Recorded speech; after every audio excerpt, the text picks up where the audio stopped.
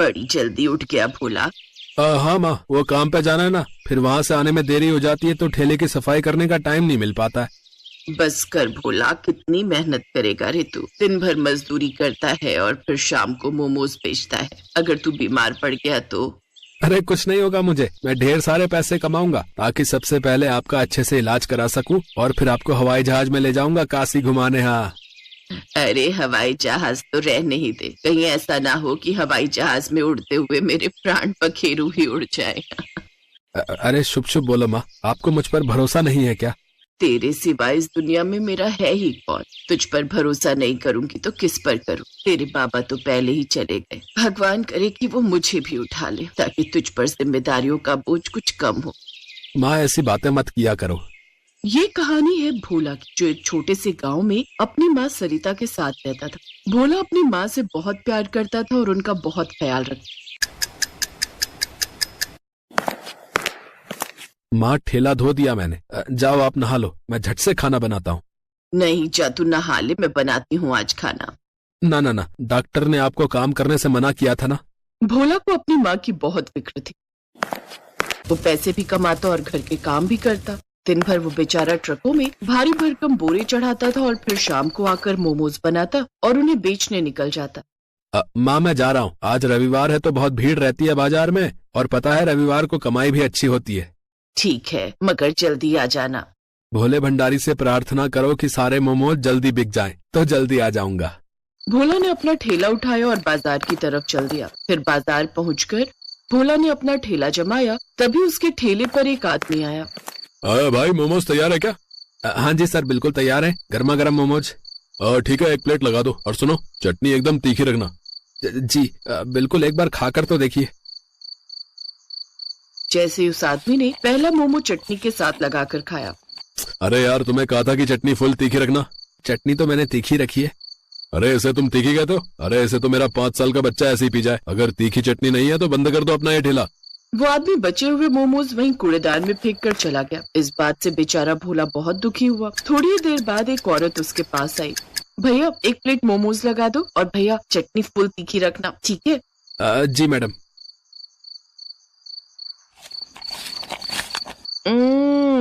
भैया, मैंने कहा था आपसे कि चटनी फुल तीखी लगाना, और इससे बढ़िया तो मैं बर्फी खा लेती।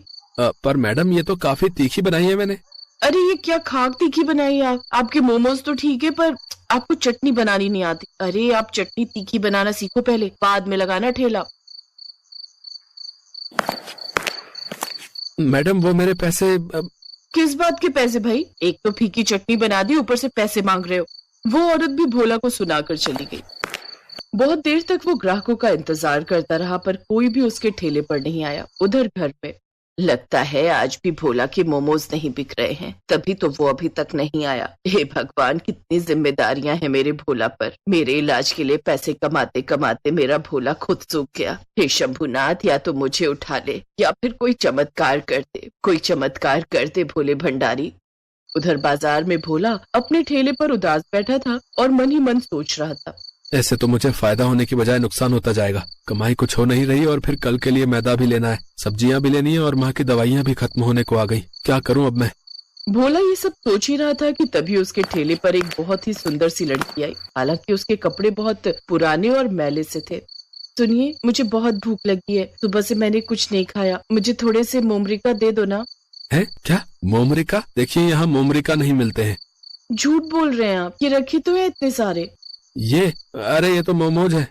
अच्छा, आपके यहाँ इसे मोमोज कहते हैं, पर जहाँ से मैं आई हूँ इसे मोमरिका कहते हैं। अच्छा अच्छा, खैर बताओ कितनी प्लेट चाहिए? खाने हैं कि पैक कर दूं? नहीं नहीं नहीं, बस एक प्लेट यही खाऊंगी। और सुनिए, मेरे पास पैसे नहीं है। कोई बात नहीं, वैसे भी मुझे ये फेंकने पड़ेंगे, कोई आ ही नहीं रहा। आज आपको जितने खाने हैं खा लो, वैसे भी मैं कल से मोमोज बेचूंगा ही नहीं। काशवी ने मोमोज की प्लेट हाथ में ले ली और जैसे ही उसने पहला मोमोज लाल चटनी के साथ लगाकर खाया। क्या हुआ? चटनी तीखी नहीं है ना? पता है मुझे, सब यही सुनाकर गए हैं मुझे। अरे पूरी तीखी कर रखी है मैंने, पर लोगों को तो चटनी में आग चाहिए, आग। मेरी तो समझ में नहीं आता कि बाकी दुकानदार अपनी चटनी में तेजाब डालते हैं क्या? मुझे आप वो मारीची दिखाएंगे जो आप चटनी में डालते हैं?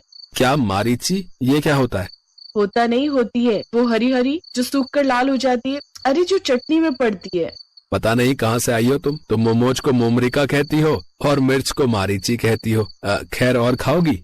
हाँ, चटनी इतनी भी बुरी नहीं है, एक प्लेट और दे दो ना।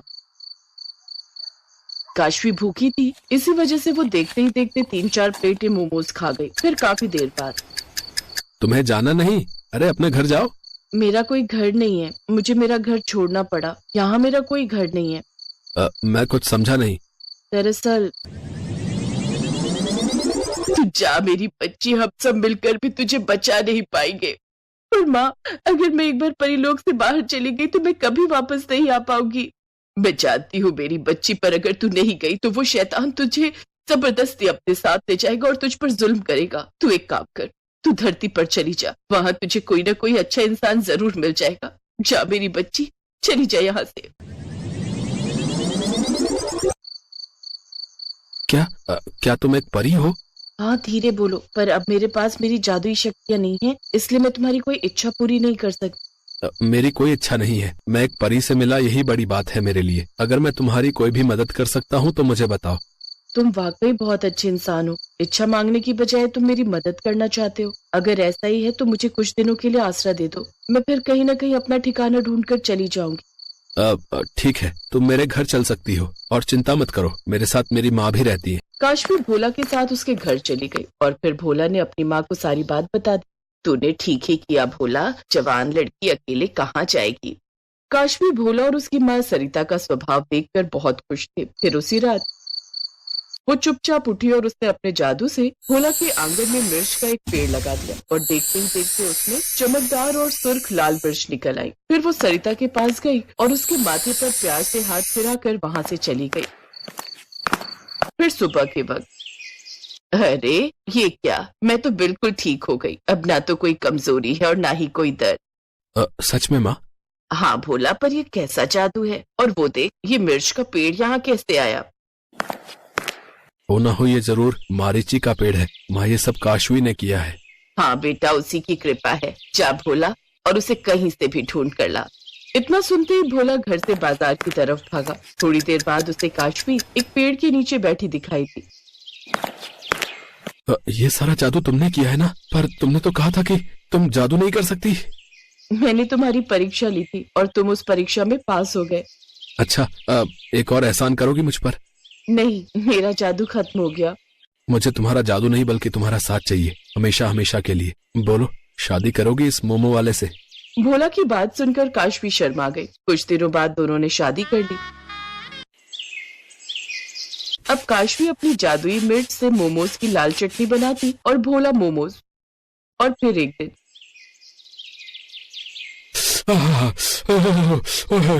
अरे भाई, मजा आ गया भाई। क्या तीखी लाल चटनी है। वाह वाह वाह। हाँ भैया, सही कह रहे हो, इससे तीखी चटनी तो मैंने आज तक नहीं खाई। भैया एक काम करो, 3 प्लेट पैक भी कर दो। काशवी की मारीची से बनी लाल चटनी की वजह से भोला की दुकान चल पड़ी थी और भोला के रूप में काशवी को भी एक अच्छा जीवन साथी मिल गया था।